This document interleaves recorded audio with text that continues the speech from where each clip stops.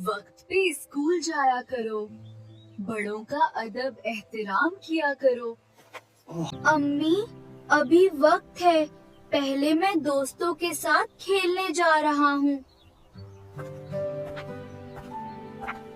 मैं ये सब मेहनत सिर्फ अपने बेटे के बेहतर मुस्तकबिल के लिए कर रहा हूँ।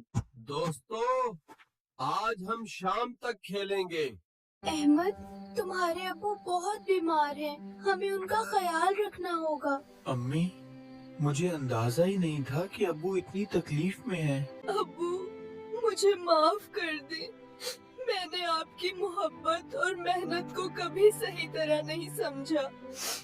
बेटा, असिम कामयाबी यही है कि इंसान अपने वालिदैन की इज्जत करे। अम्मी, ये अब्बू की दवा ले आया हूँ, अब मैं घर के कामों में भी आपकी मदद करूँगा। बेटा, यही एहसास सबसे आज मेरा बेटा वाकई समझदार हो गया है। अब्बू, अब मैं हमेशा आप दोनों की खिदमत करूँगा।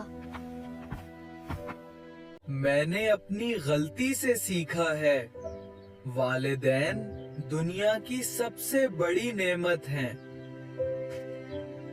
अली, हमें अपने वालिदैन की बात फौरान माननी चाहिए, वो हमारे लिए बहुत कुर्बानियाँ देते हैं।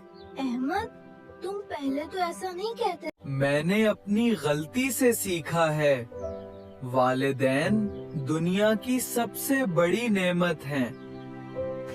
बच्चों, वालिदैन की खिदमत और इज्जत जिंदगी को खूबसूरत बना देती है। हम भी आज से अपने वालिदैन की ज्यादा मदद करेंगे। अल्लाह हर बच्चे को अपने वालिदैन की कदर करने वाला बनाए। अम्मी, मैं हमेशा आपकी दुआ का हकदार बनने की कोशिश करूंगा।